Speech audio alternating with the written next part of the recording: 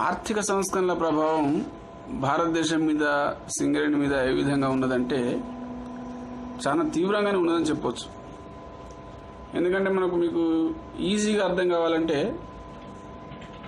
ఆర్థిక సంస్కరణ రాకముందు మన భారతదేశంలో, ముఖ్యంగా మన ఆంధ్రప్రదేశ్లో డయోనోరా టెలివిజన్, కోనార్క్ టెలివిజన్, ఈసీటీవీ లాంటి టీవీ కంపెనీలు ఉండేటివి.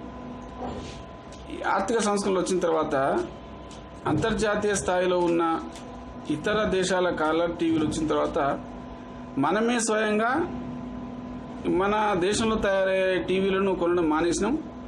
ఆ టీవీ సంస్థలు మూతపడ్డాయి. అదేవిధంగా భారత్ అల్యూమినియం కంపెనీని అమ్మేశారు.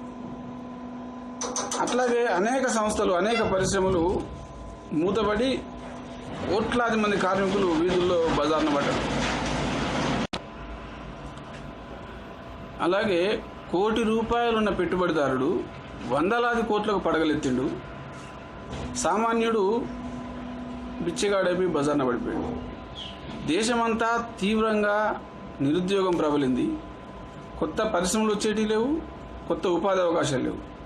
భారతదేశంలో ఉన్న యువతంతా బతుకు తెరువు కోసం విదేశాలకు పోవాల్సిన పరిస్థితి, బ్యాంకులలో అప్పులు చేసి పోవాల్సిన పరిస్థితి దాపురించింది. సంస్కృతి, కుటుంబాలు సర్వనాశనం అయిపోయింది. దీనికి ఈ దేశాన్ని పరిపాలించినటువంటి రాజకీయ నాయకులు, ఆనాడు కాంగ్రెస్ వాళ్ళు కావచ్చు, ఈరోజు బీజేపీ వాళ్ళు కావచ్చు, పరిపాలకులే దీనికి కారణం. అయితే సింగరేణి సంస్థ విషయానికి వస్తే 1,25,000 మంది కార్మికులు ఈ సంస్థలో ఉన్నప్పుడు మన సింగరేణి సంస్థ వార్షిక ఉత్పత్తి 15 మిలియన్ టన్నులే.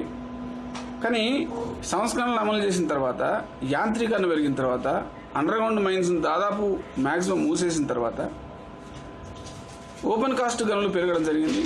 దాని తర్వాత ఉద్యోగులు ఉద్యోగులు తగ్గిపోయారు, మెకనైజేషన్ పెరిగిపోయింది.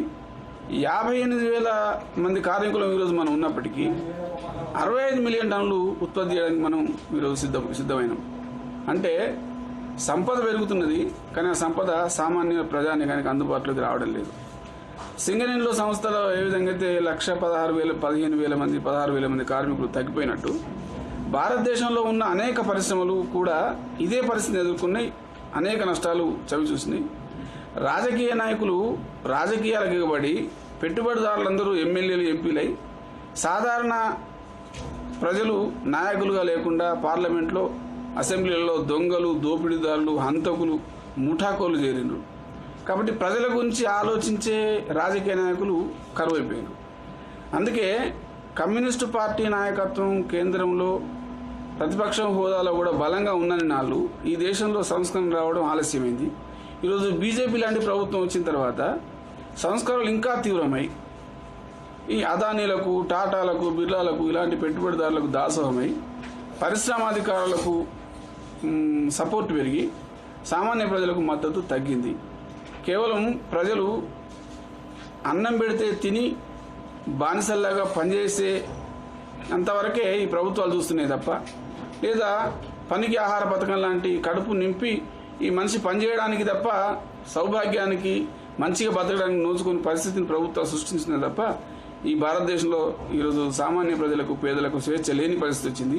ఇదన్నిటికీ కారణం ఈ దేశంలోకి వచ్చిన సంస్కరణలే, దాంట్లో ఎలాంటి సందేహం లేదు. అందుకే భారతదేశంలో వచ్చిన సంస్కరణని కమ్యూనిస్టు పార్టీలు, ఏఐటీసీ కూడా పూర్వం నుంచి వ్యతిరేకిస్తూనే వస్తూ ఉన్నాయి. ఈ సంస్కరణల ఫలితాలు, దీనివల్ల వచ్చిన ఆదాయం అంతా విదేశాలకు, అమెరికాకు లేదా ప్రపంచ బ్యాంకు లాంటి వాళ్ళకు వడ్డీలు కట్టడానికి సరిపోతుంది తప్ప ఇంకోటి కాదు. భారతదేశంలో ఉన్న ప్రజలందరి మీద, ప్రతి ఒక్కరి నెత్తి మీద కనీసం 40,000 నుంచి 50,000 రూపాయల అప్పు ఈరోజు ఈ ప్రభుత్వాలు మోపినాయి. ఇది ఎన్నటికీ తీరే పరిస్థితి కనబడలేదు.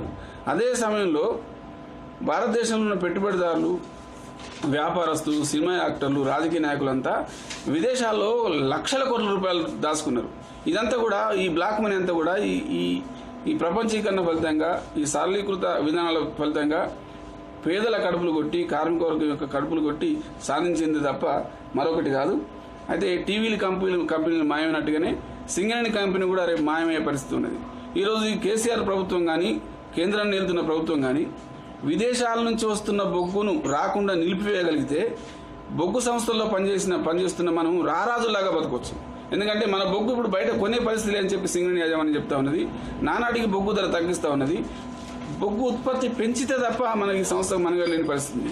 ఏదో ఒకనాడు ఈ రాజకీయ నాయకులు మనం పోరాటాలు చేయకుండా ఈ టీబీజీకేస్ లాంటి ఐఎన్టీసీ లాంటి సంఘాలని ఇతర సంఘాలని కనుక మనం మోస్తే ఏదో ఒకనాడు ఈ దేశంలో ఈ ఉన్న బొగ్గు పరిశ్రమలన్నీ మూసేసి సింగరేణి లాంటి సంస్థని కూడా మూసేసి ప్రైవేట్ వాళ్ళకి అమ్మి విదేశాల నుంచి బొగ్గు తెచ్చుకునే ప్రయత్నంలో ఈ రాజకీయ నాయకులు ఉంటారు, పరిశ్రమ అధికారులు ఉంటారు తప్ప ఈ దేశంలో కార్మిక వర్గానికి రక్షణ లేదు. ఈ ప్రభుత్వ రంగంలో ఉన్న సంస్థలకు, ప్రభుత్వ పరిశ్రమలకు, సింగరేణి లాంటి సంస్థలకు అసలు రక్షణ లేదు. కాబట్టి కార్మిక వర్గం కన్నుదెరవాల్సిన అవసరం ఉన్నది. ఈ ఆర్థిక సంస్కరణల ప్రభావం చాలా తీవ్రంగా భారతదేశం మీద, పేద ప్రజానీకం మీద, కూలీల మీద, రైతుల మీద ఉన్న విషయం స్పష్టంగా మనకు కనబడుతూనే ఉన్నది.